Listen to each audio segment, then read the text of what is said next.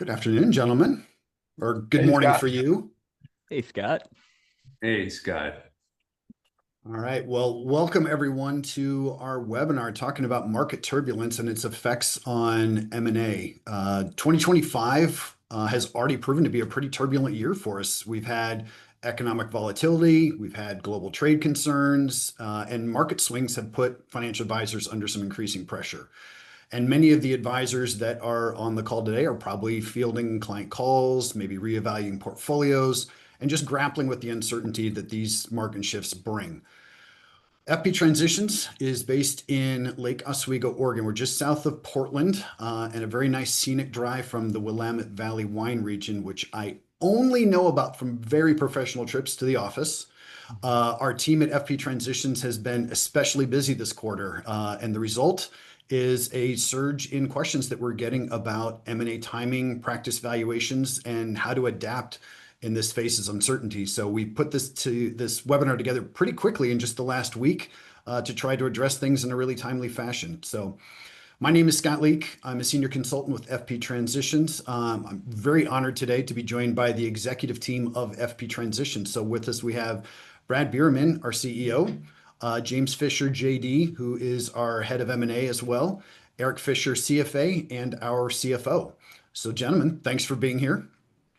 Thank you, Scott. Thanks, Scott. All right, so I'm going to just pepper you guys with some questions. Hopefully, these are going to be nice and pressing around market turbulence and its impact on M&A for financial advisors. I will be keeping score, so Balapino goes to the winner. And actually, that makes me think this might call for my red pen. So we're gonna be keeping tight score here. But let's start with a poll question here. So, what describes your current mindset around M&A? These answers are going to be anonymous. I just kind of want to get a sense so that I can maybe skew my questions a little bit to the audience specifically that's joining us here live today. So we'll give this a second here and let everyone answer the poll question there.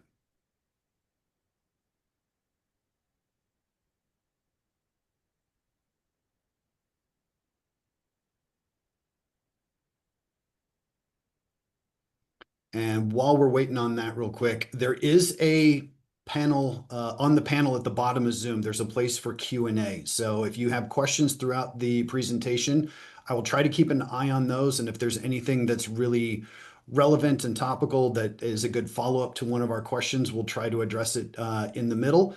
I might end up addressing a lot of those at the end, and any that we don't get to, our team will make sure that we get back to everyone. We'll make sure every single question gets addressed in one way, shape, or form. So if we need to get back to someone afterwards via email, we will do that as well. So we've got about 30 answers to the poll. So let's see if we can see those results here.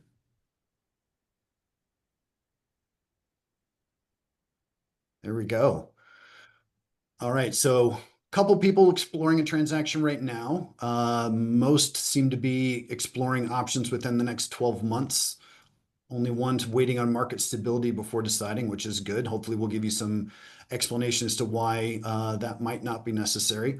A number focused on organic growth and about a quarter not considering M&A at all at this time. So I think we're going to be able to help a lot of you who are considering options within the next 12 months here. So let's jump into it, gentlemen. With a lot of these questions, a lot of these advisors here are actively involved with M&A or considering it. So let's start with the first group who might already have a deal in progress. James, do you want to start with what things might advisors actively involved in M&A be thinking right now in terms of market turbulence and whether or not that's should have an effect on their transaction? Yeah, of course. And I know Eric and Brad probably have some commentary around this as well. But they need to be thinking about what partnership means for them. It's really important to focus on what benefits you want out of a potential partner that you're considering. And there's a laundry list of what that could be, but that laundry list isn't the same for every firm. Some firms are looking for back office support. Some are looking to help with lead gen. Others are looking for talent. They've struggled to onboard talent. So, you know, in the conversations I have with folks that are exploring what a partnership could look like, and I use that term very intentionally, you know, I start by asking them, you know, what's keeping them up at night? What struggles do they have in the business, and what are they trying to solve for?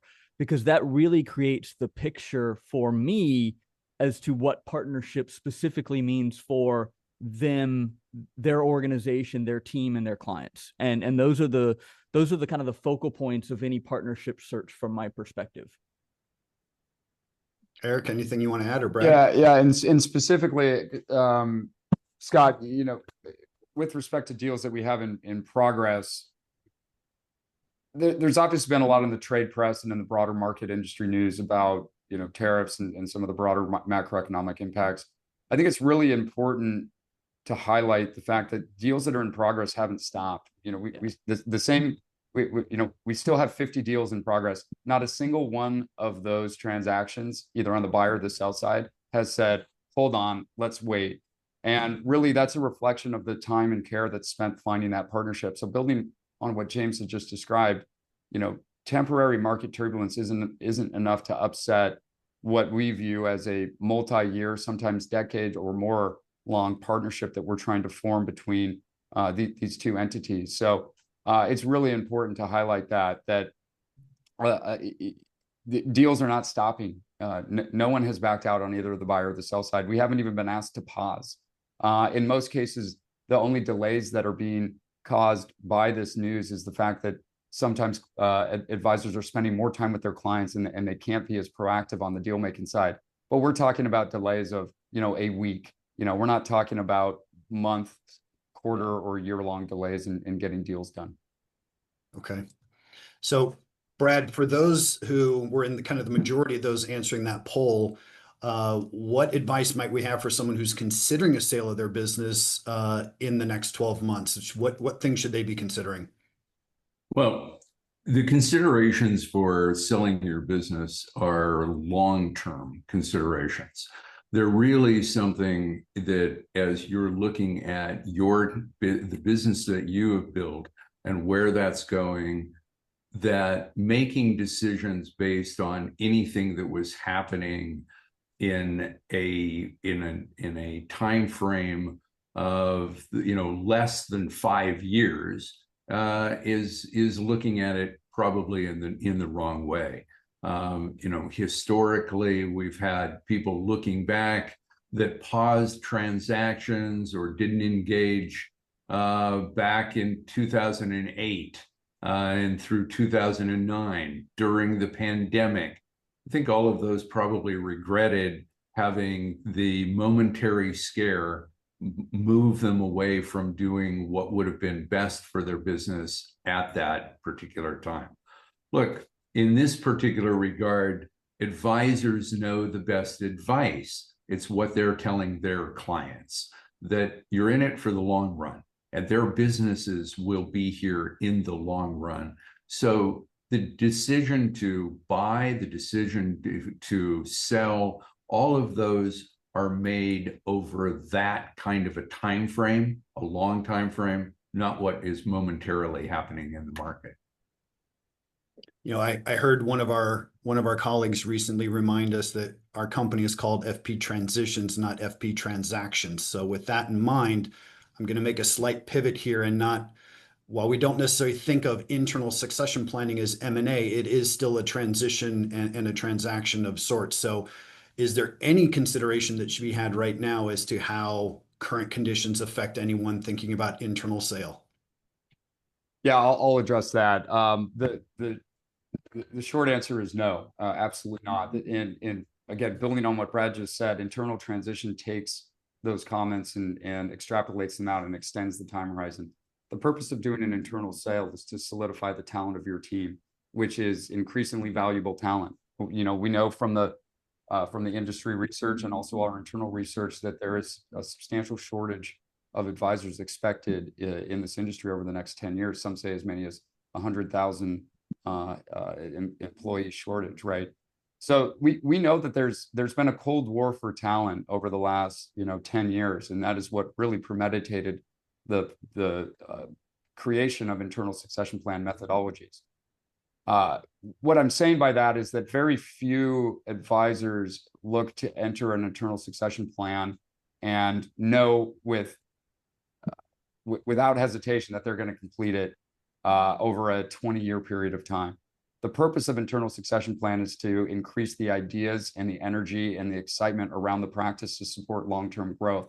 What happens in reality is that every time an internal succession takes place, it's evaluated on its own merit. So when you start an internal succession plan, it does not mean that you are on an immovable path towards only doing internal succession. In many cases, internal succession plans are designed to get you to the next level, to excite and energize the second generation team, and then to find that external third party who will come and build on what you've built and take it to the next level again. So we view it very much as an iterative process, not an entirely linear one at that. We do internal succession plans to maximize the options that advisors have in whatever phase they may enter next. So it's really important to recognize that the main motivation for internal succession is not to provide an extreme amount of liquidity for the exiting advisor. It's not for the first generation advisor to exit quickly. It's to solidify talent and to make sure that your compensation and your incentive system is aligned with growth. Eric, I think that's a great point, because a lot of folks that you and I speak with together or separately in terms of the calls that we do, think of the paths as mutually exclusive. I can either go internal succession, or I can either go look for a potential partner firm out there. And that's not always the case. There are fact patterns, as you've just described, where you can meld these two concepts together to create a situation that's beneficial for your team, takes care of the founders or the stakeholder group in an organization, and also keeps in mind the stakeholder groups of the employees and the stakeholder groups of the clients as well. So I think that's really something that is always enlightening for folks to hear when we start talking about that as an option. Yeah, and let's take that just one step further, because this is something that's highly relevant to the current deal-making environment. Firms that do have a second generation that is equitized have a much higher chance of success of getting a top multiple in their practice, because they have the cultural alignment with the mission. So bringing those team members into the conversation at the right time. You don't necessarily always want them in at the first conversation number one, but when a buy side firm is evaluating you as a potential partner, they're going to be looking at the strength of your team. If you do not have that team in place, if that team is not properly incentivized, we need to address that. And that can either be addressed at the time of the transaction, or it could be addressed 2 to 10 years before the transaction takes place. So, go ahead, Brad. But wouldn't you agree, Eric, that those firms that we see who have equitized their junior partners earlier and involved them in the management and decision-making of the firm, they make for a much more attractive package for somebody later on to be acquiring them, and they tend to sell at a much higher multiple. In two areas specifically. The first one is that we see firms grow faster when they have equitized G2s, right? So that's observable. So those firms already have stronger inherent growth rates, larger share of wallet, better multi-generational planning, these different elements that it all makes sense. And then normally, if it's not the first question, it's the second question that we get when we're looking at partners. When the buy side asks us, what's the team look like? How do they work together? How do they communicate? And by having them bound by a partnership, it just enhances the conversation to a very large degree. So for someone who's considering being on the buy side right now, anything that they should be considering, again, regarding just kind of market turbulence and this overall topic, is there anything that you would advise differently for someone on the buy side today? Brad, start with you. Sure. Look, whenever there is something turbulent in the market, or requires reaction by management, you're going to have varied reactions. Some people who have been doing things one way, who are used to, for example, a benign upwardly mobile or upwardly aimed market, may now find themselves struggling a little bit in terms of having to deal with clients, but also having to deal with advisors in their firm, where this may be the first or just the second time that they have been through a rocky market. You know, those are the times that people stop and think about, would it be better if I had a partner? You know, and sometimes having a partner adds the added stability, adds a piece to the puzzle that isn't there, or simply it's somebody to lean on during that time that makes it a little bit more palatable to be the CEO, to be the owner. So with that in mind, I think that buyers should be thinking about the fact that there are advisors, particularly solo advisors or advisors who are the sole owner. They may have a team around them, but who may be the sole owner, who at this point are saying, wow, I've been through this 2 or 3 times, not sure I want to do this again. And therefore there may be opportunities around that. We're certainly fielding some of those calls. But the advice is, you've got to start by thinking about, what do you bring to the party? What can you bring in terms of stability, direction? Are you illustrating that with your own firm? And therefore, would you be the type of partner who can see through any current bumps in the road and what the long-term highway looks like? Brad, I think that's a really important point. I mean, this is a time for, and Scott used the word buyers. I typically don't like using that word, but the opportunity for a partner firm to demonstrate to an organization that is potentially going to join them what partnership means.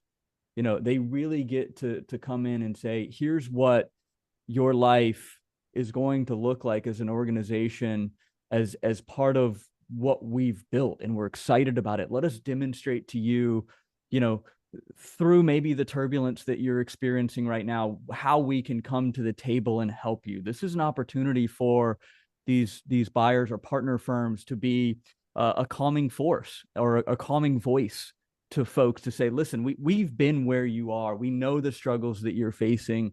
You know, let us show you how we handle those types of things within our organization. And again, going back to demonstrating how we can be a true partner for you. I think that is something that we see successful firms doing really, really well.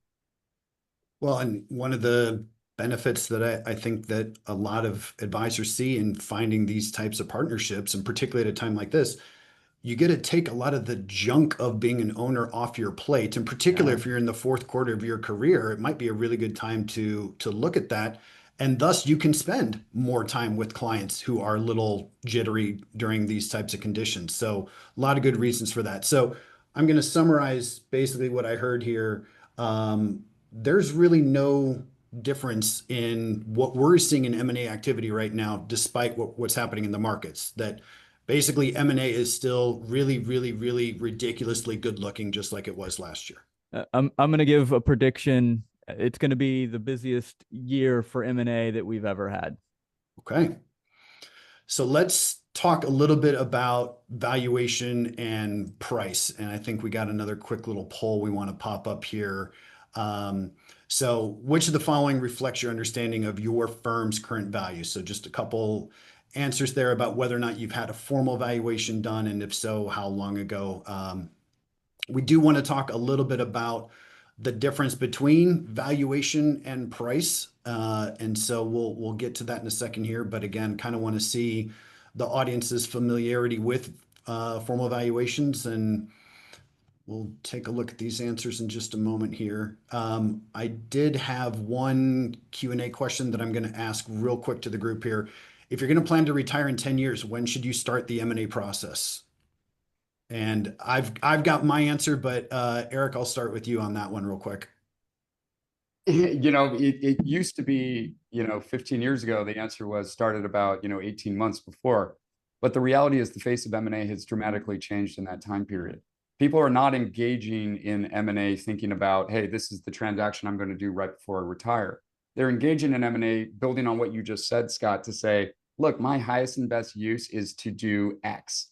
How do I partner with a firm that maximizes that? How do I partner with a firm that is culturally aligned with me, that is growing potentially faster than me?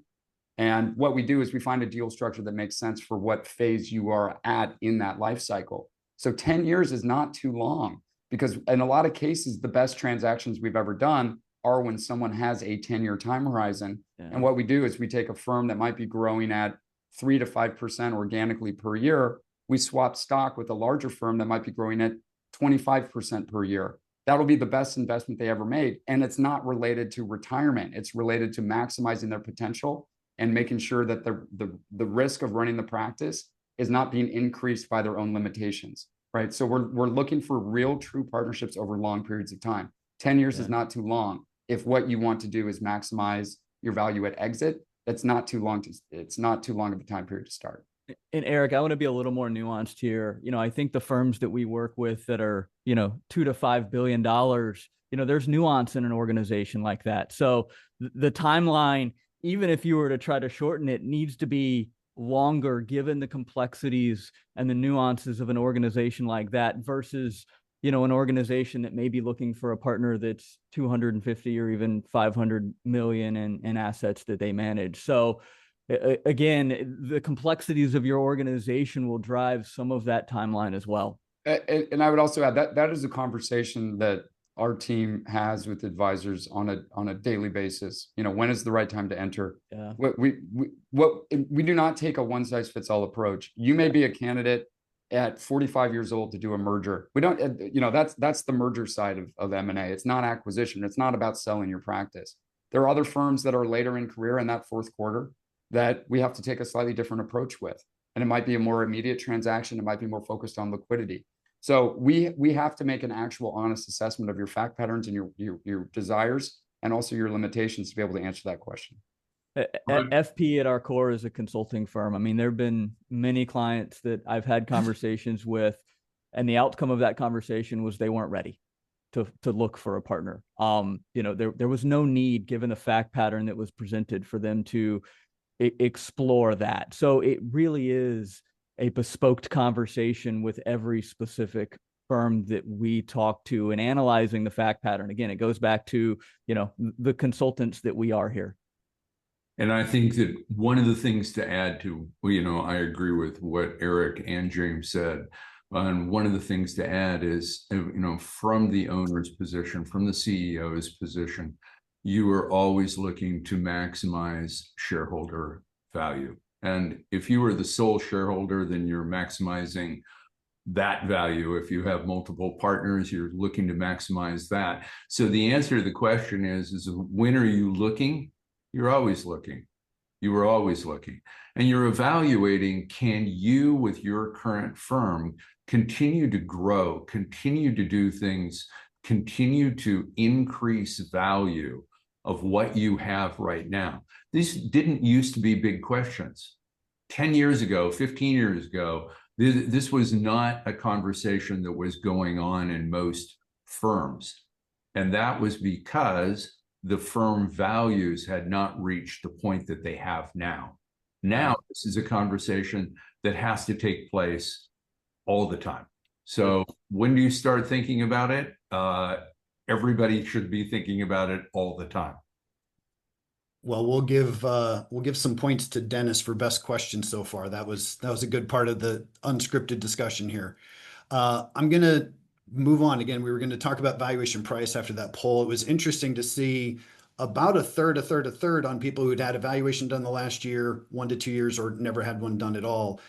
So Eric, you oversee our analytics team among your responsibilities. So in addition to creating analytic models for internal succession plans or compensation plan redesigns that we do, you know, they're also responsible for the 1,000+ valuations we do each year. So with that in mind, how might a sustained downturn affect our valuation methodology, whether it be our market-based valuations or our income-based valuations?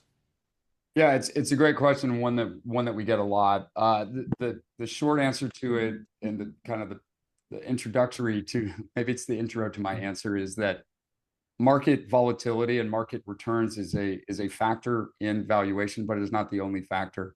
In investing, we have this concept called beta, right? What is the correlation of the portfolio to a broad market index?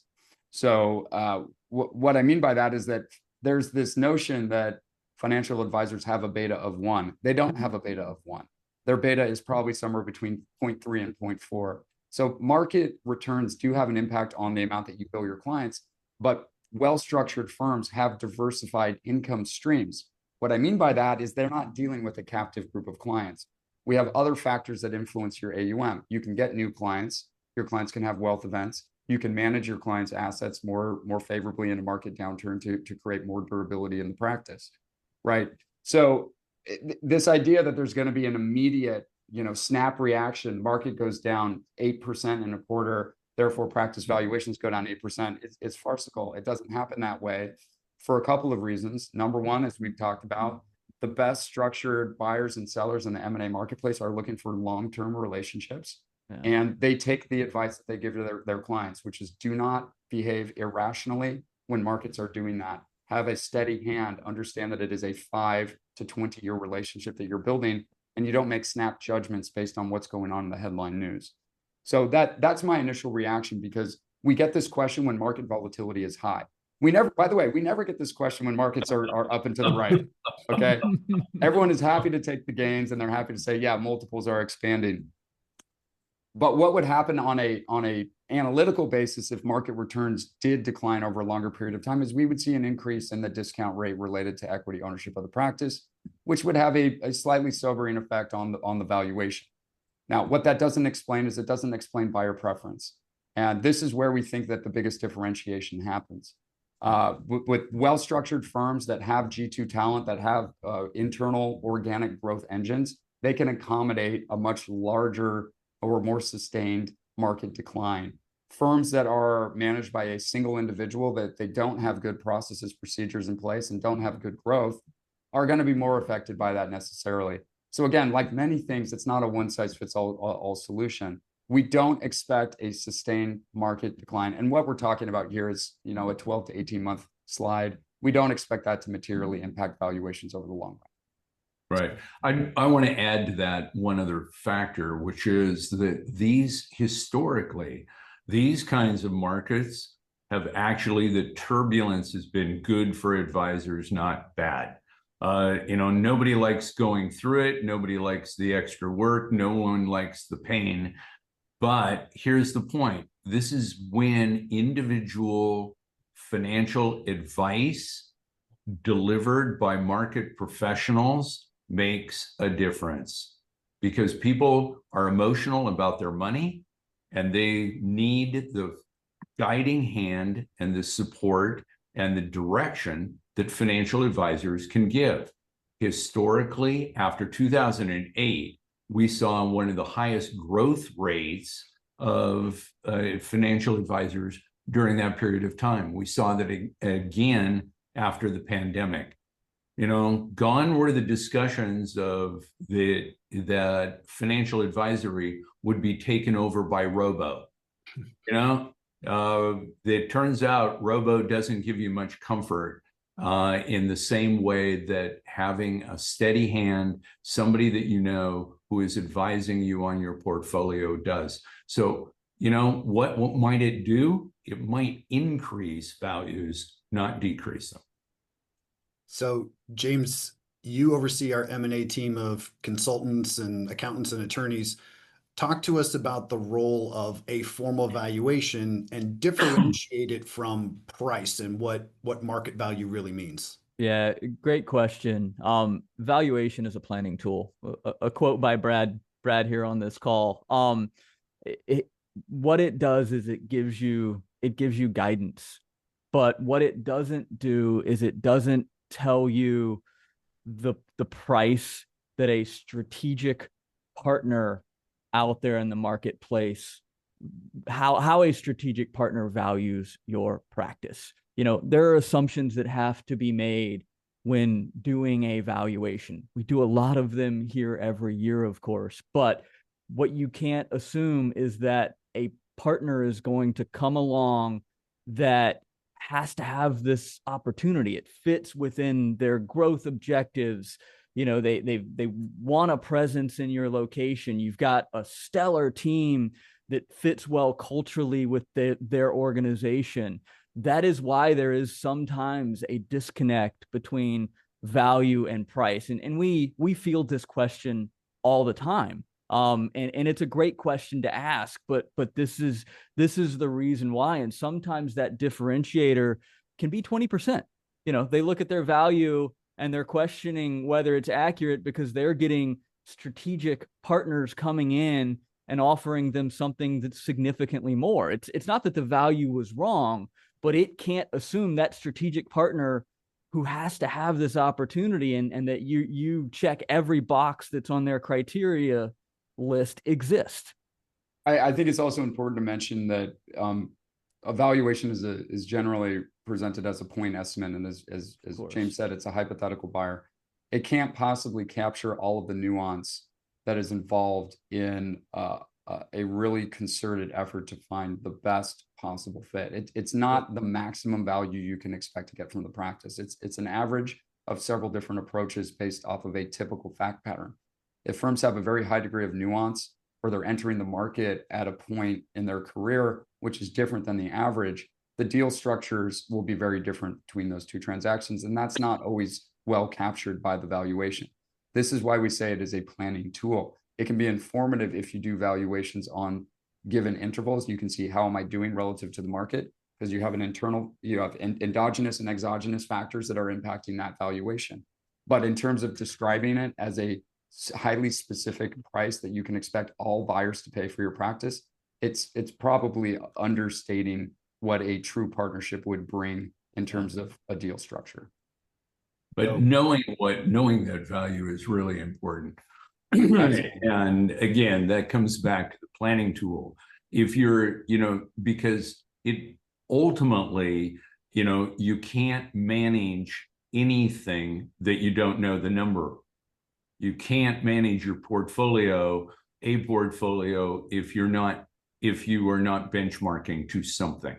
So that means that knowing that, even if you are years away from doing anything, what is your trajectory? What is the likely growth pattern that would be? When is the right time to start spreading out the equity within that firm? And what would that equity be worth to the people that you have in your firm? Those are the reasons for having that valuation. It's an incredibly important tool. It's a centerpiece tool that we use in all of our consulting. Well, and for most advisors, I imagine it is the largest chunk of their net worth. Everything else, your 401k, your IRAs, your trust, those are getting marked to market every second. So why not at least mark your business value to market at least once a year? Yeah. Right. Again, Scott, just to, that's an absolutely true statement. I can't think of a situation where that in the last 10 years where that statement was not true. And I will say that, again, this is another motivation that people have for entering conversations around M&A that have nothing to do with their retirement. They could be sitting on an asset that is undiversified, and what they would really like to do is diversify that asset. They diversify the management of the company, so they diversify it operationally, and they diversify it financially by taking some liquidity, let's say half, and then rolling the other half of their equity into the equity of the acquirer. So this is one of the factors that we talk to advisors a lot, and we say, look, you're sitting on a potentially very, very expensive asset that is undiversified, that is entirely related to your personal efforts and your ability to go to the office every day. So if you don't have a team that is equitized and is going to be there for the long run, who can manage those operations to a very high degree, then you're taking undue risk. If you don't have a plan for how you actually monetize that practice over the next 10-year period of time, you're taking on undue risk. So this is the nature of much of the consulting that we do with our clients every day. It's also a good physical for your organization. I mean, it's the health check. It's so interesting when people do valuations with us regularly, and there are nuances that change, and they come to us and say, hey, this is an early warning system. We see this. Why is that? And they can get on a call with our consulting team, and the consulting team can help them navigate there's those early caution lights. So again, going back to it's a planning tool, and I think that's the perfect example of that. Excellent. So we've started to talk a little bit about deal structures. Let's go a little bit more in depth here on this. So one of my favorite things about FP transitions, part of what drew me to the organization 4 years ago, is I think we look at ourselves as stewards for the independent channel of wealth management. And in doing so, we don't have any minimums in the firms we work with, because we've got the experience, the scale, the capacity, with over 60 employees, to handle some of the largest M&A deals in the space, but also handle some of the smaller ones that, need just as much help as the larger ones do in finding those perfect fits. So, Eric and James, you both personally get involved in a lot of our larger M&A transactions with our firms that might have $1 billion or more in AUM. Is there a difference that you're seeing right now in deal structures depending on transaction size, if someone's on the higher or lower end of that spectrum? I'll take it first, because I know James and I really want to talk about this. So we'll spend the next hour or two talking about it, even after we end. My initial reaction to the question is that there are differences between large firms and smaller firms, but part of what I think we do better than anyone else in the industry is we take what we learned from large transactions, $1 billion plus transactions, of which we do a handful a year or more, and we bring that down into the smaller firms, the 100 to 250 million or anything around that range. Because there's a lot to be learned from large transactions, what they do well, how they approach the marketplace, how they manage internal operations, how they structure equity transfers, how they optimize tax strategies. So by having the visibility across the spectrum, we can take best practices from large $1 billion plus transactions and distill them down to where a more typical advisor, independent advisor is, and they get the advantage of that knowledge. So that's one thing that we try to do. We're constantly evolving our deal structures to maximize the impact for the advisors in the transaction. Yeah, and deal structures are very nuanced. We've got a lot of arrows in the quiver here, but they're nuanced to the benefit of the parties, meaning what we are trying to do is we're trying to put in place a deal structure that works for both parties in a transaction, so that they're walking away feeling they got a good deal in terms of what the outcome of this is going to be. Again, going back to that word partnership, that's really what we are trying to create. These are long-term partnerships that will hopefully stand the test of time. To Eric's point, some of the things that we see from our $2 to $5 billion deals that are trickling down into sub-$1 billion deals is the use of equity. That's typically a component of deal structures that was reserved for $1 billion plus deals 3 or 4 years ago. We are seeing equity deployed in sub-$1 billion deals now on a very regular cadence.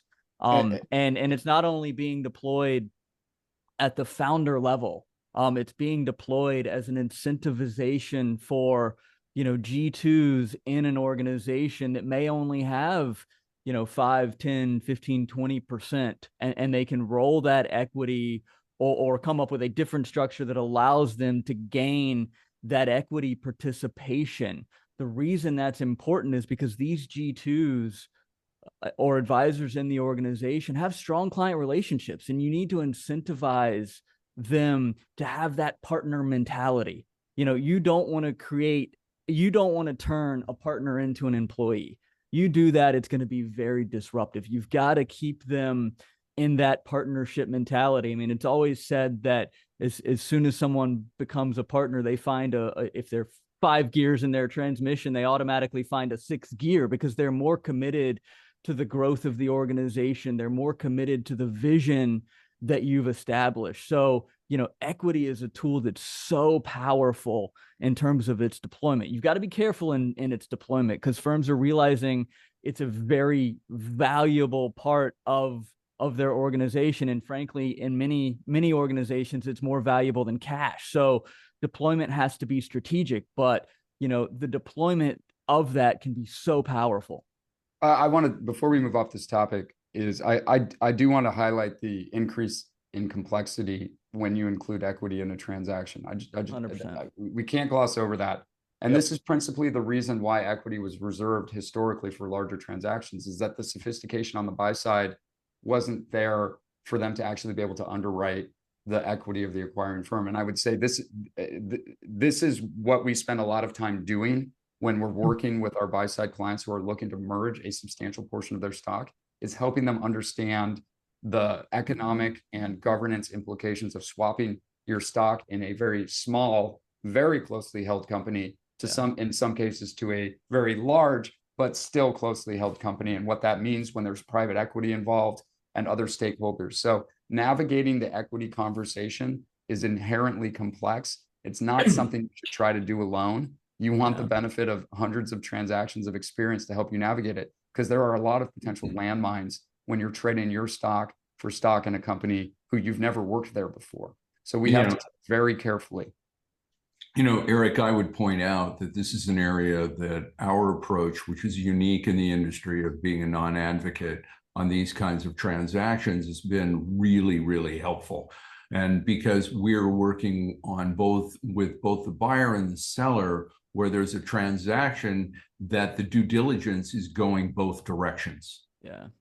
That's not typically been the case in the past, but where there's a trade in terms of the equity, the sell side of the transaction is evaluating just like the buy side is as well. So providing guidance, keeping that dialogue open, keeping the communications happening, and advocating for the transaction is a critical piece to getting it done. Great points. And we've spent a good amount of time so far. We're down to the last 18 minutes here.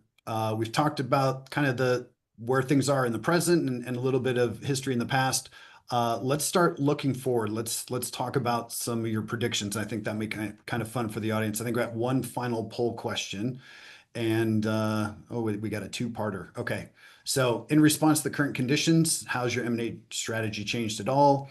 And what's the biggest obstacle to moving forward with the transaction? So these will be really interesting for our panelists to consider as we start to talk about predictions. So let's start with just a quick one while we're waiting for that survey. James or Eric, I'll let either one of you kind of start with, what can firms do to impact their valuation over the next, let's say, 1 to 3 years, and give them some good actionable takeaways that they can work on a go-forward basis. I think shoring up your internal management and your internal team is probably the largest impact that you're going to have. That there are so many positive impacts that happen from that, and some potential negative ones. And we'd like to advise you on what the pros and cons of those things are. But fundamentally, creating strong economic and legal partnerships with the key contributors of the firm is something that you're not going to regret when it comes time to transact. So whether or not that becomes your eventual succession plan, and that is your succession team, or you leverage that to a larger firm later on down the road, you can extrapolate those benefits today. So well-structured compensation, well-structured equity and governance, cleaning up your P&L, understanding, just some basic housekeeping. These are the items that will impact your value the most in the shortest amount of time. Yeah, just to pull that string a little bit more from what Eric was saying, I have seen a well-run organization that's got the right team in place, empowered their advisors to be a voice, not only be great advisors for the clients they work with, but have a meaningful voice in the company. I've seen firms that do that in comparison to an identically situated firm in terms of AUM. I've seen 1 to 2 turns on the multiple for a well-run organization, just to give you perspective in terms of the benefits of ensuring that you're focused on that over the short term, or even over the next 1 to 3 years. All right, we got our poll results up here, and go ahead, Brad. Well, I was just going to say, in my what can you do in the next 1 to 3 years, I would make my pitch for focusing on compensation. That compensation has been the thing that we have seen over and over, that advisors that particularly in the sub-billion dollar market, the 500 million, 700 million dollar firm, that it's an area that they get wrong. It was right before, when they were a 250 million AUM firm, but now that they're a $600 million AUM firm, it's not right.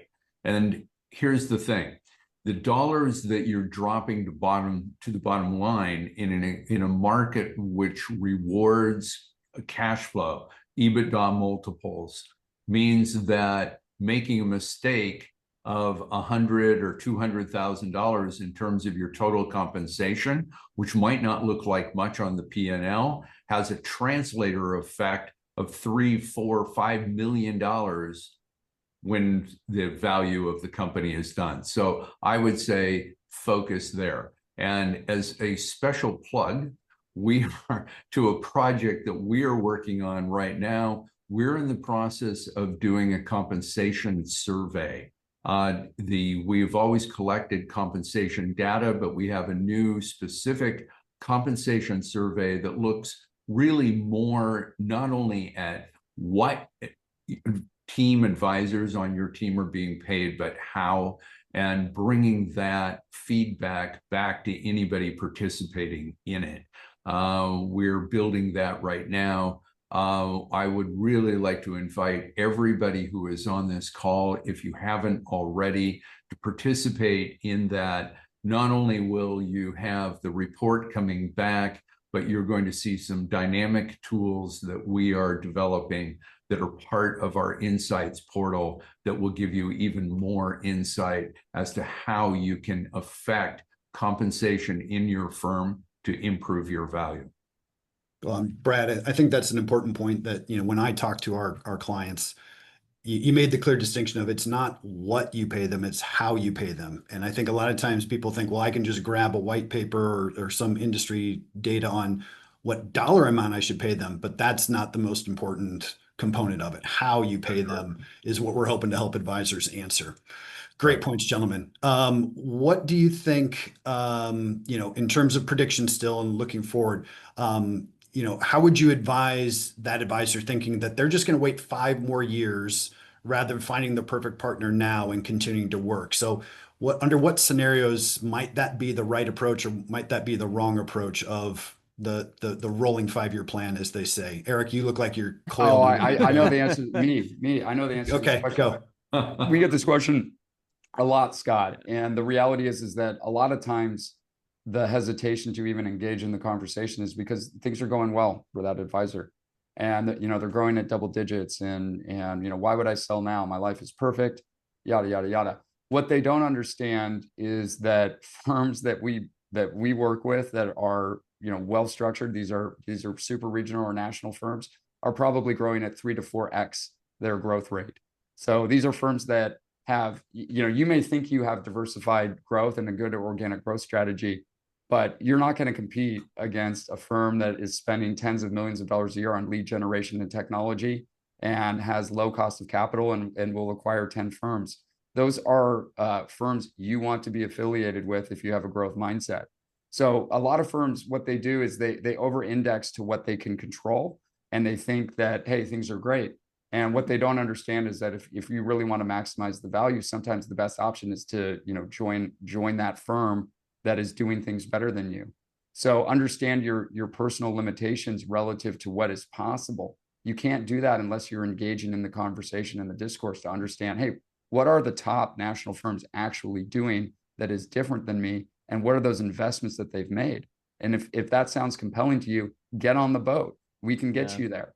If you want to continue to run your shop, that's fine too, but do it with eyes wide open. You need to understand what other firms are doing, which is why we emphasize getting valuations, understanding your benchmarking relative to your peers, have regular conversations with us about what is going on in the M&A environment years before you're even thinking about retirement. The other individual asks, how soon is too soon? It's never too soon to look at what is out there and what is possible to do with your very valuable asset. So anyway, James, build on that. Yeah, Scott, one thing I love doing with folks is exploring what is possible. a lot of it for the clients that we work with, it's fear of the unknown. They come to us and they talk about, I don't want to sell my practice. I don't want to become an employee of someone else. I don't want, I don't want things to be negative in terms of client experience. And we can help them navigate those concerns and allay those fears and demonstrate to them what the right partnership is out there in the marketplace. Because, this isn't a one size fits all. There's not a single partnership structure that works for everyone. There are lots of potential partnerships out there in different structures that are deployed. I mean, Eric talked about, regionals, super regionals, nationals. We've done mergers of equals as well, if that's the right path for your organization going forward. The other thing that's always interesting when we have these conversations, someone will come to us and say, hey, I'm going to wait 5 years. I'm at 250 million now. I'm going to wait 5 years because I'm going to be at $1 billion. And we sit there and go, okay, well, over the last 20 years, you've gone from 50 million to 250 million, but over the next 3 to 5, you're gonna increase your size of firm to $1 billion. How are you going to do that? I'm going to buy someone. Okay. How are you going to do that? So we pull this thread, and again, it goes back to who we are as a firm. We're a consulting firm. Our job is to, paint the picture for the clients and give them the realities of the information that they're giving us so that we can digest it and give them our color. So this is what we love to do. Anyone that's thinking about what their 5-year plan is, these are the conversations we love having. All right. So we're getting near the top of the hour here. So before we close, I want to ask each of you for kind of one last piece of advice, considering someone doing a transaction today. And I would like to kind of get everyone to keep in mind too that, although there might be some turbulence and some advisors might be a little fearful of, well, my values declined because the markets are down, and so my AUM, my revenue's down. There are things that we can do to kind of account for that in deal structures. There's mechanisms to provide upside. So with that in mind, I'll ask, James, you specifically to just kind of start us with that, but then I'll have Eric and Brad just kind of give some parting advice to everyone on looking forward and overall advice for our panel or our audience. Yeah, there are a lot of different ways to structure the deal beyond merely what the 30,000-foot view are in terms of the terms, how much is paid at closing and then how much is contingent. We can build in recapturing mechanisms, we can build in market neutrality. And again, all of this is part of the negotiation that we have with the firms that we're working with. So we could spend an hour, we could spend 5 hours talking about nuances of deal structures and what we see. But I always challenge folks that I work with to present to me a deal structure that I haven't seen before. No one's been able to do it yet. So, we've got the benefit of having, 50 plus or 100 plus transactions that we work on in any given year, 50 at any given moment in time. And the range of those transactions are, 50 million in AUM to 5 billion. So because of the volume and because of the spectrum of opportunities that we get to work on, we've got lots of arrows in the quiver, tools in the tool chest, whatever analogy you want to use. And my law background helps out with that quite a bit as well. Eric, I'll turn it to you. Any parting advice for panelists today worried about market turbulence? Yeah, well, worried about market turbulence specifically, I'd say if you're interested in understanding how you can build your practice to be more durable and more sustainable, that's a conversation that we want to have with you. And whether or not that leads to a route where you want to pursue M&A in 3, 5, 10 years, we want to get started early. As James mentioned, one of the biggest values that we add to the people we talk to is the context. We have almost 70 employees at FP Transitions. Most of them are directly client facing. So we're having thousands of conversations in a month with advisors, and we're bringing all that context to bear to create solutions for individual advisors' issues. So as James mentioned, there aren't a whole lot of problems that we haven't seen before, but I would caveat that by saying that every solution is unique. We draw on all of that different context and all those different specialty areas to really make a tailor-made transaction that's going to accomplish your specific objectives. So these are as financial advisors are as nuanced as their clients are. You know, they tend to, the fact patterns tend to be comprised of familiar elements, but the combination is definitely unique. Start early so we can understand best what that combination is for you and create a solution that is specific to your need. Brad, do you want to close us out? Sure. You know, Scott, I really appreciated you reminding everyone that we're called FP transitions, not FP transactions. You know, this conversation has focused on transactions because that's where we have been having lots of questions. But understand that as a company, we actually help advisors. We're focused on three things. We're helping them identify what they have built, identify the value of what they have built. And it's more than just a valuation report. As Eric had mentioned, it's benchmarking, it's helping people with thinking about how they fit, where they're strong, where they're weak. The next thing that we do is we help people grow that value.